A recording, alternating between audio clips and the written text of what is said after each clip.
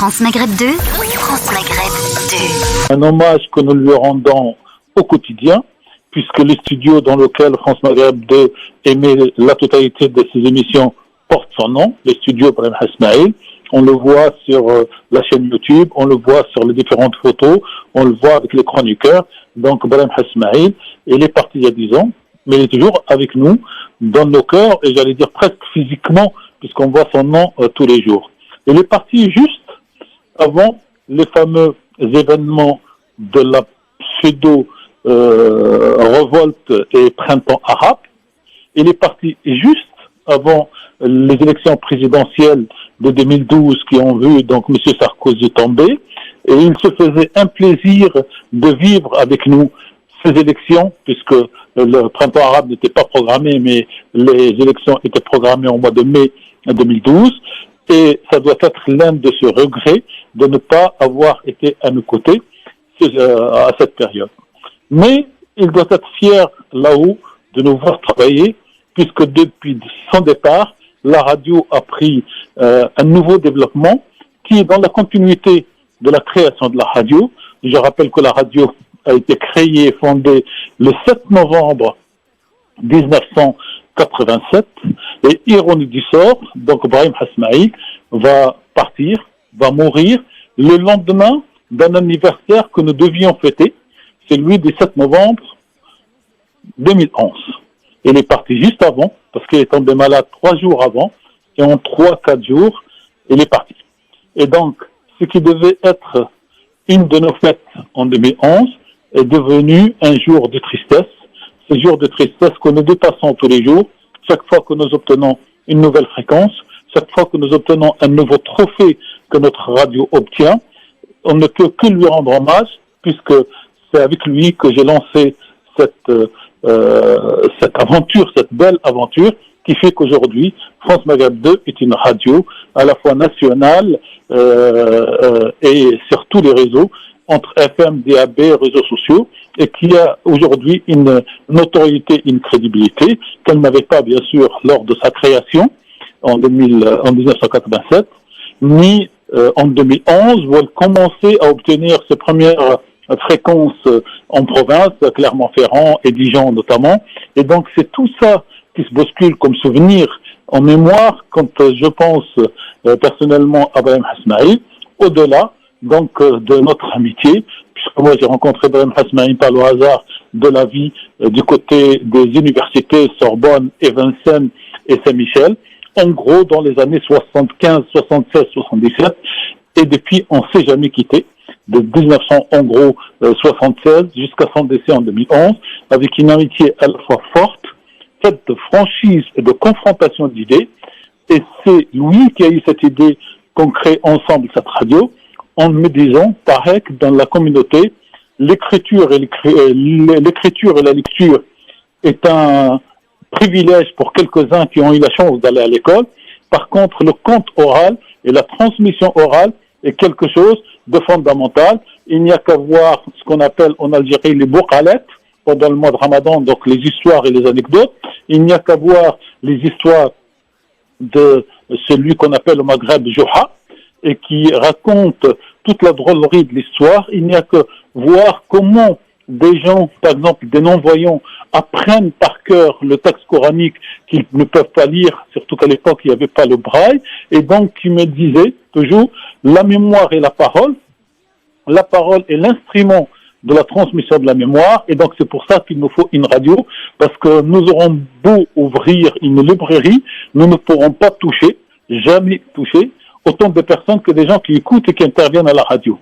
Et donc la radio pour nous, c'est l'instrument de communication, c'est l'instrument de transmission et c'est même l'instrument de la construction des individus qui peuvent, à travers la radio, chez eux, à l'hôpital, en prison, dans une voiture, écouter par exemple le débat d'aujourd'hui, le Grand Forum, et apprendre et intervenir, puisque la règle de France Maghreb 2, c'est la radio des auditeurs. Les auditeurs interviennent dans toutes les émissions. Et donc tout ça fait que c'est à la fois, on pourrait presque dire, une journée joyeuse pour nous, puisque nous avons pu tous ensemble construire cette radio, mais également une journée triste, puisque cette journée nous marque, nous rappelle qu'en définitive, comme on dit dans notre culture arabo-islamique, nous ne sommes rien sur terre, nous sommes de passage, et que tous les égos et tous les vandardises se terminent sous terre pour tous, qu'on soit croyants, pratiquants ou pas, et que l'essentiel, c'est de ne pas oublier les autres tout au long de sa vie, au jour le jour, pour se rappeler, et dans la religion musulmane, pour se rappeler de ce qu'il y a de mieux en eux, parce que ce qu'il y a de mal en eux, s'il a existé, il a disparu avec la mort, alors que ce qui reste de bien, c'est le bien qui a été fait. Et donc, j'allais dire, au compte positif de notre ami Ibrahim Hasmaïl, c'est la création de la radio. Une radio ne se crée pas par une seule personne, mais elle peut être construite sur l'idée d'une personne, et on l'a construite tous ensemble, hier, avant-hier, aujourd'hui, et si Dieu veut, demain. Mais c'est en partant de cette belle idée que cette communauté mérite mieux que ce qu'elle avait en 87, et que cette communauté franco-maghrébine, dont le principe, c'est la citoyenneté, l'égalité et le vivre ensemble de tous, avec tous, dans ce pays, même quand on traverse des tempêtes comme nous le vivons aujourd'hui, c'est la radio qui nous permettra de savoir qui nous sommes, d'où nous venons, où nous allons, ce que nous pesons positivement dans notre pays, la France, contrairement à tous ceux qui voient en nous, comme dirait l'autre, des Français de papier. Tout ça, c'est aussi Ibrahim Hasmaïl. Ibrahim Hasmaïl, c'était quotidiennement un billet qu'il s'efforçait d'écrire en courant dans tous les sens pour qu'il soit à l'antenne à 19h tapant entre deux fusées le soir. Mais tous les jours que Dieu fait, c'est un billet sur l'actualité du jour, toujours afférente, toujours nette, toujours précise et sans concession pour les uns et les autres. Ibrahim Hasmaïl, c'était aussi pour nous, pendant tout le mois du Ramadan, alors que chacun de nous rentrait ce soir, nous, ça veut dire nous tous, musulmans de France, pour dîner à la maison, Ibrahim Hasmaïl se trimballait avec un mini-studio mobile à l'époque pour donc faire tous les soirs une émission qui s'appelait Ramadaniyat, c'est-à-dire les nuits du Ramadan,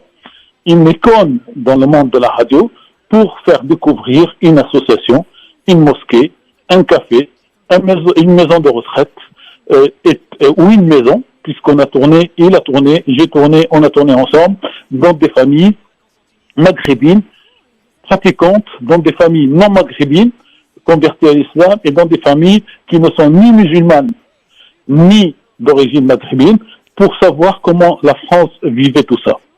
Et Ibrahim Hasmaïl, on a installé un studio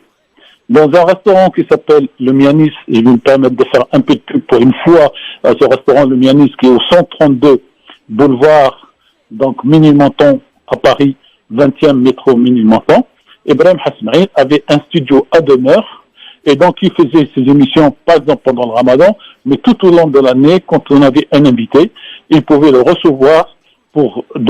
dîner, pour boire un café et pour faire une émission, et on était toujours, on accroche à la fois avec l'actualité et l'extérieur, parce que pour nous, une radio, c'est pas un studio, une radio, c'est une parole qui sort des micros de la radio, en tout cas des enceintes de la radio, quel que soit l'endroit dans lequel on s'installe pour donc faire cette émission. Donc aujourd'hui, je ne peux qu'avoir toutes ces idées qui se bousculent dans la tête pour rendre hommage à notre ami Ibrahim Hasmaïl, qui aujourd'hui donc aurait été heureux d'être dans ce studio qui aurait pu porter un autre nom pour participer au genre d'émissions que nous avons aujourd'hui, notamment sur la question donc des rapports de la crise politique entre l'Algérie et le Maroc, qui au passage le mot normalisation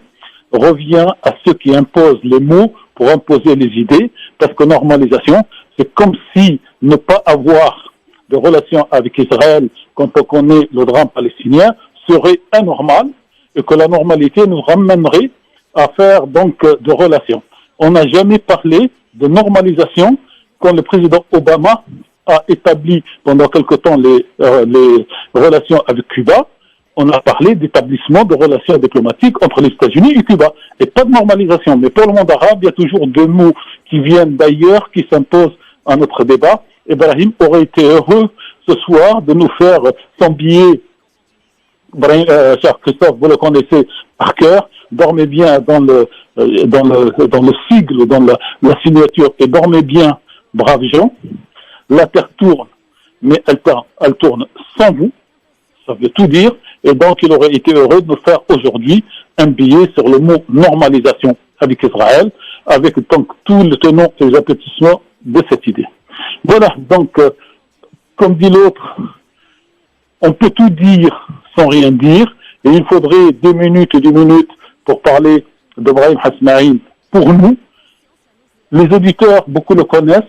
beaucoup l'ont regretté, beaucoup se demandent qui c'est ce Ibrahim Hasnaïn dont on parle très souvent à la radio. Ibrahim Hasnaïn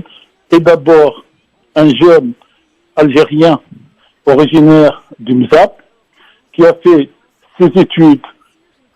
à Alger, qui est devenu l'un des premiers journalistes sportifs algériens en 1962, quand les colons, quand la France coloniale a rapatrié l'ensemble donc de ses membres, notamment des journalistes de la radio algérienne, et qu'il fallait au pied levé remplacer ces journalistes par d'autres personnes, et il fallait trouver des gens qui maîtrisaient la langue française pour pouvoir donc être journaliste. Ibrahim a été l'un des tout premiers journalistes sportifs, commentateur de matchs de foot en 1962. Par la suite, il est parti vivre quelques années à Londres avec notre ami, un autre ami qui a disparu, Sami Boumengel, et après il est venu à Paris dans les années 74-75 pour reprendre des études de sociologie et pour devenir enseignant donc à l'INALCO, donc l'Institut national des langues étrangères, mais aussi pour être le premier membre du comité central du Parti socialiste, parti qu'il va quitter quand le président Mitterrand décide d'aller participer à la guerre d'Irak. Voilà un petit peu, et par la suite, donc, ou juste avant, on a créé ensemble cette radio France Maghreb, et depuis 87, l'idée c'était qu'on était à la fois de bipèdes, nous marchions sur 2 pieds, ces 2 pieds sont la France et le Maghreb, c'est pour ça que cette radio, on l'a appelée ensemble et à 2 France Maghreb, et on l'a jamais appelée Radio X ou Radio Y, ou Radio Éclair ou Radio Espoir, parce qu'on voulait que celui qui entend le nom sache à la fois que nous sommes citoyens français à 100%, mais que nous sommes originaires directement ou par nos parents du Maghreb à 100%, et que nous assumons à égalité ces 2 parties que nous sommes, et on a toujours dit qu'il y a des Français bretons, géographiquement, des Français corses, des Français alsaciens, et on va leur rajouter les Français maghrébins. Donc on s'identifie par une région, une géographie de naissance, pas parce que les autres nous attribuent comme qualité ou comme défaut, surtout comme défaut en ce moment. Et donc, ce sont l'ensemble de ces qualités d'être né quelque part, comme dit la chanson, quelque part où on n'a pas choisi, mais d'avoir voulu participer et d'être citoyen à 100% de ce pays qu'est la France, avec ses qualités et ses défauts d'hier et d'aujourd'hui. Et donc, Ibrahim Hasnaïn était à mes côtés, était avec moi, était devant moi, avec toutes ces qualités qui nous permettent aujourd'hui de parler pendant une vingtaine de minutes pour cet hommage, parce que il y a, et j'en termine là, à la fois la relation humaine, l'amitié, et la réalité et le progressisme de ce que nous avons pu faire ensemble pour qu'aujourd'hui vous soyez, chers amis, chroniqueurs de la radio, chers amis avec IE, auditeurs et auditrices de la radio, en train d'écouter le fruit et le résultat de ce travail suggéré par Ibrahim Hasnaïn et construit par beaucoup. Merci Tarek. Et puis, je donne à l'équipe de la radio rendez-vous mercredi soir pour qu'on puisse tous ensemble dîner, pas dîner, prendre un peu ou pas, mais en tout cas nous retrouver à l'occasion de cette de ce triste anniversaire dont nous souhaitons faire une heureuse rencontre, un heureux rendez-vous, parce que la vie continue au-delà des hommes. J'ai toujours dit que la bataille des idées doit se gagner, mais surtout, que les actes des hommes, les poursuit après leur décès, après leur mort. France Maghreb 2, France Maghreb 2.